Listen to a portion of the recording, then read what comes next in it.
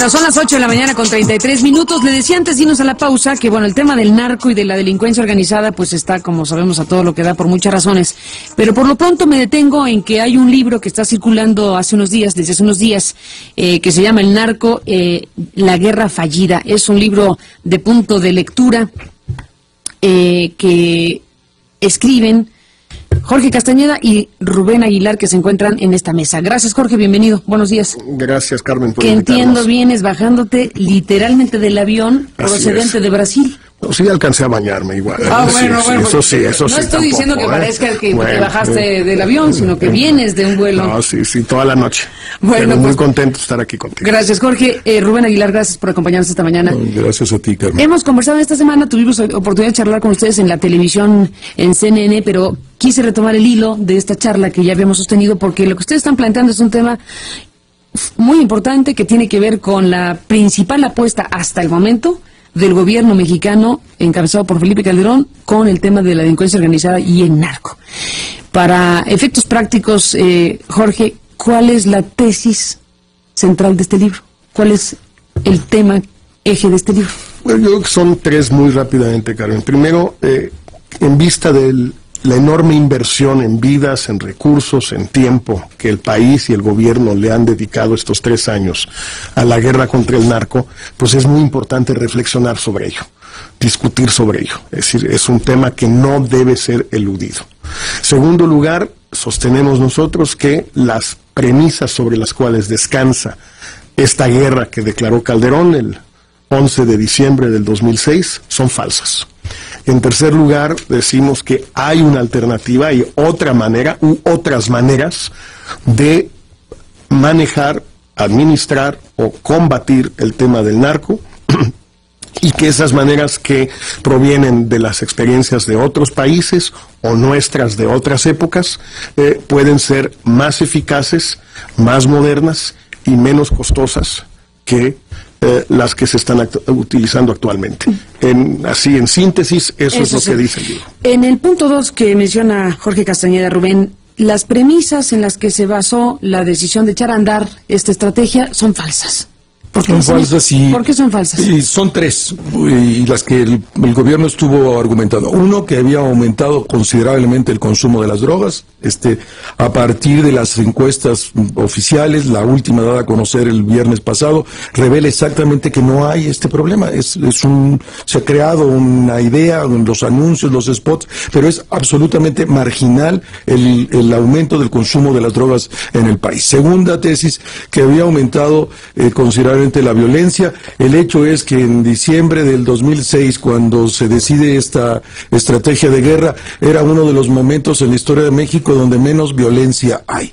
Y está probado, y hay estudios que lo revelan, incluso las encuestas oficiales, incluso el discurso de los propios funcionarios públicos diciendo del gobierno de Calderón que era el momento de menos violencia en la historia del país. Entonces, absolutamente contradictorio. Y el tercer elemento es de que la infiltración del narco en las estructuras de los gobiernos estatales, municipales, era insostenible, ¿no? Tampoco es tal, Jorge y yo platicábamos cuando escribíamos el libro, y no es claudicar, simplemente dice, no, pues nunca hemos sido Noruega, ni nunca hemos sido Dinamarca, ni nunca hemos sido Suecia. Hay una realidad de corrupción presente, pero que no era mucho mayor o notablemente significativa respecto a lo que ha sido en los últimos 30, 40 años, y en razón de eso, las 3 premisas, y con una cuarta que era que la entrada de las armas de los Estados Unidos son las que explican el grado de violencia que existe en el país, pues tampoco es cierto, ni todas las armas vienen de los Estados Unidos, y probablemente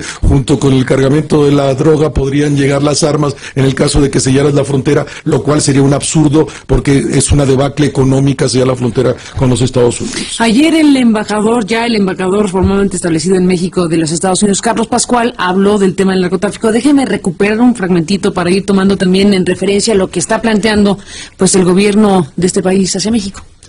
Una cosa que también va a seguir muy importante es trabajar conjuntos en la frontera del sur de México con Guatemala para el control del tráfico de armas que vengan de América Central. Y tenemos que entonces seguir en esa manera, trabajando con todos esos puntos de oferta, de demanda, de tránsito, analizando cada brecha que pueda existir. Es un asunto que todos los países tienen que mirar. La corrupción es una cosa que se puede infiltrar en cualquier país y que puede afectar cualquier ciudad. Y nosotros lo tomamos de una manera absolutamente y completamente serio. Y por eso es que tenemos control de confianza de todas nuestras fuerzas, de aduanas, de las policías, y tenemos sistemas de mantener ese control sobre el periodo de empleo. Es algo que siempre se tiene que seguir analizando. Para comprar ese equipamiento nos hacía falta tener las apropiaciones del Congreso de Estados Unidos. Ya hemos obtenido la mayor parte de esas apropiaciones para el equipo. Por eso es que ya ha empezado a llegar el equipo para las inspecciones no intrusivas. Van a llegar varios aviones que van a ayudar analizando el tráfico marítimo. Van a llegar varios helicópteros. El narcotráfico es realizar que es una amenaza al hemisferio completo. Por eso es que es absolutamente crítico que empezamos en el lado de Estados Unidos a tratar los asuntos de la demanda para las drogas, para también tratar de mejorar las capacidades, como estamos haciendo ahora, para controlar el flujo de armas y de dinero que venga para México, porque eso también es absolutamente esencial para cortar las capacidades de los narcotraficantes. Estados Unidos, Jorge Castañeda, ¿cómo ha jugado en todo esto? Porque, bueno, si ustedes dicen partieron de premisas falsas para echar a andar todo esto, han ido de la mano con Estados Unidos en el gobierno mexicano. Bueno, Estados Unidos siempre ha tenido en esto, desde hace 40 años, una actitud que en el fondo habría que llamar hipócrita. ¿Así nomás? Así nomás, pero no tiene nada de malo la hipocresía si resulta eficaz, y en el caso de ellos ha resultado muy eficaz. Porque en los hechos, la demanda norteamericana de estupefacientes de todo tipo, desde los años 60, no ha disminuido en nada.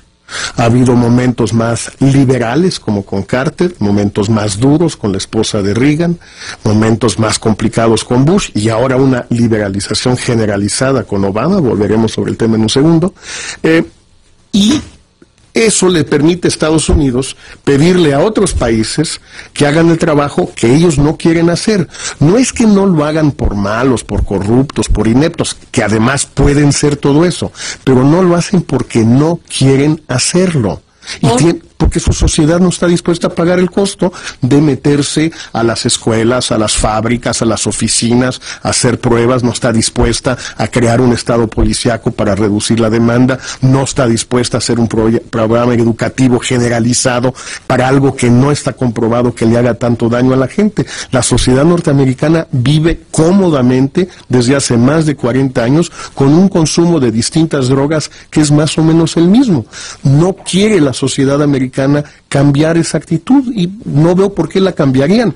Lo que es interesante es que Obama está haciendo en Estados Unidos un poco lo contrario de lo que dice mi amigo Carlos Pascual, el embajador de Estados Unidos en México. Es decir, lo que acaba de decretar, por ejemplo, el presidente Obama hace 3 días, es que ya el gobierno federal no va a imponerle a los estados las leyes federales, sino va a permitir que las que imperen sean las leyes estatales. Si un estado legaliza, por ejemplo, el consumo de marihuana, allá el gobierno federal ya no va a aplicar la ley federal que lo prohíbe. Entonces tenemos esta situación aberrante, Carmen. En Tijuana, todos los días mueren soldados mexicanos, policías mexicanos, sicarios mexicanos, narcos mexicanos, para impedir que la marihuana pase de México a Estados Unidos.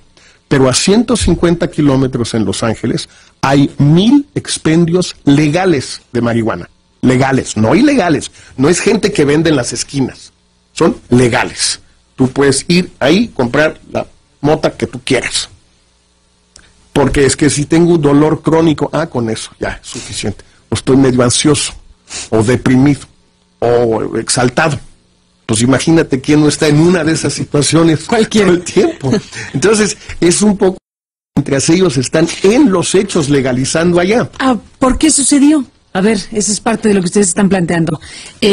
¿Por qué el gobierno de Felipe Calderón decide echar a andar esto que incluso tiene la denominación de guerra y la militarización y todo lo que va de la mano? ¿Por qué, desde el punto de vista de ustedes como autores de este libro? En la introducción comenzamos diciendo que iniciemos por el final. Y la tesis central del texto es que se mete a esta guerra, declara esta guerra el 11 de diciembre este gobierno en la estrategia de legitimarse después de un proceso electoral muy complicado, pero no solo por ese proceso electoral, porque todos los presidentes de México en los últimos 5 o 6 sexenios han buscado un hecho paradigmático para afianzarse en su gobierno en razón de el descontento, en razón de el poco electorado que los elige, por lo cual implica ahí otro problema de la posibilidad de la nueva reforma electoral de una segunda vuelta, porque si no cada presidente llega con un porcentaje de electorado muy reducido, pero en el fondo en nuestra tesis central es que fue para legitimarse, y para eso se hizo esta guerra. En eso están, en que fue para legitimarse, y la pregunta que hacíamos en la televisión, hablando del mismo tema, ¿lo logró? Bueno, yo tengo la impresión, aunque no nos metemos en demasiado detalle en eso, Carmen, en el libro, que sí. Es decir, yo creo Ahora, que... pero es carísimo. A ver, ese es un punto central de lo que dicen. Lo importante, creo yo, de la aportación del libro, entre otras muchas cosas, además de su reflexión, es que algo que muchos podrían pensar, que efectivamente se echó a andar esto, porque Felipe Calderón, viniendo de un proceso electoral tan controvertido y cuestionado, requería una acción para legitimarse. Eso creo que no es muy difícil llegar a esa conclusión. Y tampoco es muy original, no es muy original. Lo importante, en todo caso, son los elementos de información que ustedes tienen. Dicen, por lo pronto, las premisas de las que se parte son falsas, y hay elementos específicos que sostienen esta afirmación. ¿Qué destacarías ahí, por ejemplo? Bueno, que las premisas, ya decía Rubén, lo del consumo, lo de la violencia, también lo mencionaba Rubén, el tema de... Además, nunca habló en campaña. Nunca habló, el tema nunca fue central en la campaña. La violencia que había en México en el año 2006, con la excepción de los decapitados de Uruapan, que fue muy espectacular y todo lo que tú quieras, pero ahora tenemos de esos cada semana, Carmen. Sí. O sea, ya eso ya pasó a ser un asunto menor, ¿no? Bueno, casi paisaje, los decapitados, tremendo, ¿no? A cada rato. Entonces, el tema... Nosotros pensamos que fue una legitimación, un intento de legitimación, que por cierto funcionó en el sentido de que Felipe Calderón, en 3 años muy difíciles en todos los sentidos, económico, social, político, mantiene índices de popularidad muy altos. Fíjese nomás, pero muy altos los costos, porque fíjate, si el asunto es que se legitimó o buscó legitimarse Calderón por esta vía, demasiados muertos para una legitimación. Ya, es definitivo, y lo pensamos Jorge y yo, y está en el texto, pero hay otro elemento que probablemente hoy está muy claro y cuesta mucho trabajo a los políticos aceptar, y yo lo tenemos muy claro Jorge y yo. Tú puedes tener un alto nivel de calificación, pero no traducirse eso en apoyo electoral. Y entonces, como bien lo señalaba Jorge, hay un alto nivel de hay un alto nivel de aceptación, calificación del 6.8, 6.9, grado de aceptación del 7.1, 7.2 para Calderón, pero votan a su partido en contra, no lo votan, pierde todas las elecciones. No hay una relación entre buena imagen y votos. Ahora, yo ya digo en este momento, lo de menos es la legitimación de Calderón y lo de menos es su popularidad. Lo demás es en dónde estamos parados. ¿Qué ocurrió a partir de que, por las razones que sean, ustedes dicen para legitimarse, el gobierno mexicano echó a andar esta estrategia que ha generado, eso sí no lo podrán negar, una violencia ya horrorizante con este tipo de prácticas y demás cuestiones? Sobre eso, ¿qué decir? Al final de cuentas, una determinación con este propósito trae unas consecuencias terribles para el país. ¿Y ahí qué se dice sobre la responsabilidad o qué lectura hay que darle a eso? Mira, lo primero que decimos es que en efecto del 2006 para acá ha aumentado de manera exponencial casi el número de muertes vinculadas con el narcotráfico. Cada medio tiene su ejecutómetro. No importa tanto el detalle. Miles son, esos son. Y la tendencia es clarísima, es decir, 2007 varias veces más que 2006, 2008 el doble de 2007, y 2009 vamos a cerrar como 10 a 15% arriba del 2007. Entonces, esto es un hecho incontrovertible, como también creo que a estas alturas lo es, de que la tesis del gobierno de que esto es producto del éxito, pues ya parece cada día más difícil. Es una broma. Es una mala broma. Mala broma, de mal gusto. Bueno, entonces, ¿ahora qué se puede hacer? Nosotros sí proponemos alternativas, no es un libro nada más ni mucho menos de denuncia.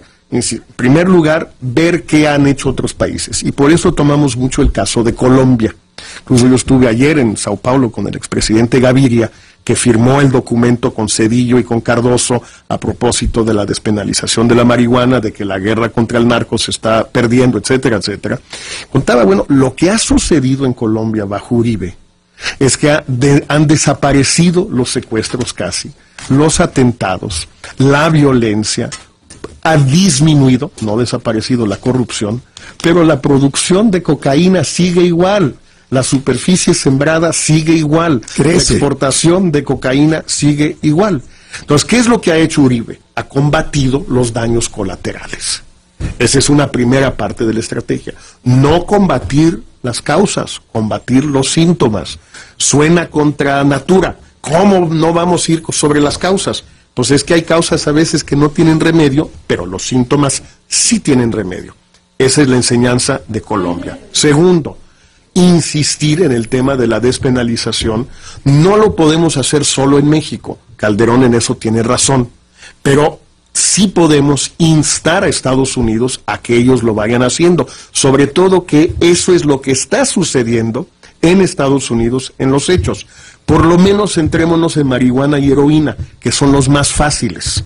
Cocaína y metanfetamina son más complicados, pero podemos empezar con heroína y con marihuana a ver qué pasa. Porque mucha gente dice, la tesis tradicional, Carmen, de la marihuana pasas a la cocaína. ¿Y qué tal si es al revés? Que si legalizas la marihuana y la cocaína sigue siendo cara e ilegal, pasas de la droga cara e ilícita a la droga legal y barata. ¿Quién sabe? Ni idea. Pues yo tampoco, pero ¿qué perdemos intentándolo en vista de que está sucediendo en Estados Unidos? Esa es una segunda vertiente de la alternativa. Y la tercera es crear esa Policía Nacional única que Calderón apoyaba en su campaña, incluso estuvimos juntos, él y yo, en muchos foros donde hablábamos de esto, y que ha desaparecido como intención.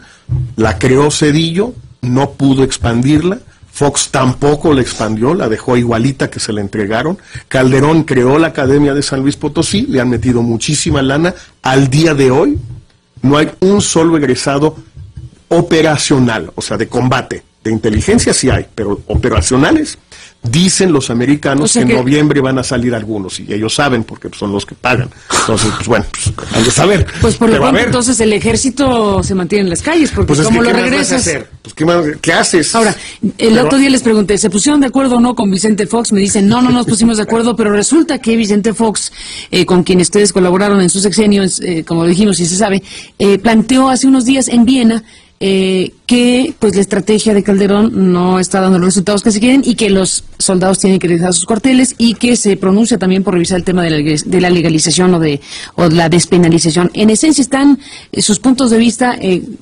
convergiendo en ese sentido, que tampoco es ninguna cosa difícil de llegar a ello, porque es un asunto que se discute en el mundo en ese sentido. Otro tema, Rubén, que platicamos en la televisión y que fue motivo de que te llevaras ahí cierta crítica en la prensa mexicana por tus declaraciones, no por este libro, sino antes y ahora también con este libro, sentarse a negociar, digo, así dicho, simple y ramplonamente, con los narcos. Mira, esa es una tesis que planteas tú, no sé si comparte del todo Jorge, ya nos lo dirá, pero bueno, todo un asunto desde la óptica del qué hacer. Una vez que estamos como estamos, ¿qué hacer? Y tú dices cosas como la que oímos. Hay que aceptar que se trata de un fenómeno social, como es el fenómeno de la prostitución, del alcohol, del tabaco. Es un fenómeno, un problema social con el cual tienes que convivir, porque así ha sido y va a seguir siendo, y en razón de eso tienes que aceptar desde el gobierno que esa es una realidad y que lo que tratas y tu obligación es reducir los efectos colaterales de esa realidad que se va a dar, te guste o no te guste. A nadie le gusta el que la gente se emborrache o que la gente muera de cáncer por el tabaco, no, pero se va a dar. Esa es una responsabilidad del ciudadano. ¿Qué le toca al gobierno? Al gobierno le toca reducir al máximo, controlar al máximo los efectos colaterales. Y eso implica ser muy imaginativo en las maneras de estructurar su acción de gobierno para tratar que se reduzca, pero aceptando el hecho de que hay consumo y que no lo vas a nunca en tu vida erradicar. ¿Tú qué dices para cerrar, Jorge, que te tienes que ir, no sé si una conferencia, espero que no, tanto entrevista o a dormir? Tengo ahorita una invitación, creo que es el 50 aniversario de la Coparmex. Ándale. Vamos a platicar. mí primero y luego entiendo que viene el expresidente Clinton. Para cerrar entonces. En la mañana, entonces para cerrar. Castañeda y Clinton esta mañana. Pues dicen ellos, no sé. Ojalá me pagaran a mí lo que le pagan a él, pero Pues no creo. algo, Se me hace que no. Algo habrá ahí. Se me hace que no. Mira, yo creo, Carmen, que el tema es muy claro. Es decir, si tú estableces como gobierno tus políticas y tus prioridades, no tienes ninguna necesidad de pactar con el narco, de sentarte a negociar con el narco, de usar intermediarios con el narco. No hay ninguna necesidad de eso. ¿Por qué? Porque el narco entiende, no son idiotas. Si fueran idiotas no serían ricos. No son imbéciles. Si tú centras tu política en un aspecto, pues te van a responder. Si la centras en otros aspectos, van a reaccionar tal vez de un modo distinto. Es decir, si tú lo que combates son los daños colaterales y te centras en reducir el daño a las personas y al país, ellos van a estar en lo que han estado en muchos países mucho tiempo. Es lo que están haciendo los americanos en Afganistán con los campesinos que cultivan amapola. Ellos dicen, a ver, está bien, nomás que no apoyen, no le den dinero al talibán. Si ustedes quieren cultivar amapola, quieren producir heroína, morfina, opiatos, etcétera, y exportarlos, está bien. Nada más que no le den lana a Al Qaeda por ningún motivo. El talibán, menos si se puede, tampoco. ¿Pactó Estados Unidos con los narcos de Afganistán? No. Pero al hacer una cosa con una prioridad, con una secuencia, con una jerarquía de recursos, pues todo el mundo entiende lo que está pasando. A mí me parece que esa es una postura más sensata que esta guerra, como ha dicho Carlos Fuentes, contra todo el narco, todo el tiempo, que es imposible de ganar. No se puede ganar esa guerra. Pero además ni siquiera se puede definir en qué consiste la victoria. Entonces, por eso, no es de pactar. Yo creo que ahora sí que lo que quiso decir Rubén, cuando dijo, esto sí es machetazo a caballo de espadas. Lo que quiso decir Rubén Aguilar fue un poco esto, yo creo. Pero en todo caso, lo que decimos en el libro es esto.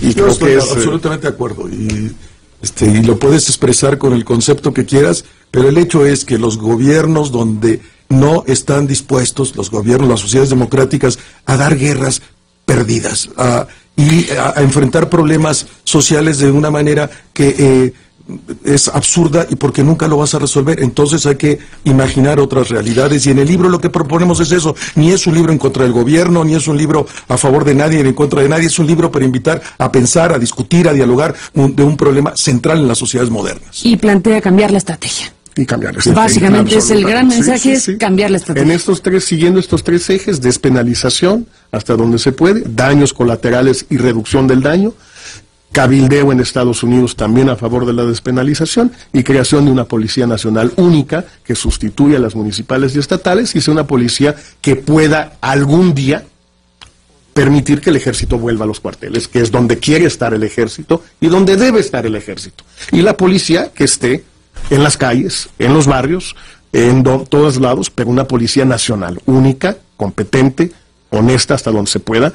Es el caso de Colombia, es el caso de Chile, es el caso de Canadá.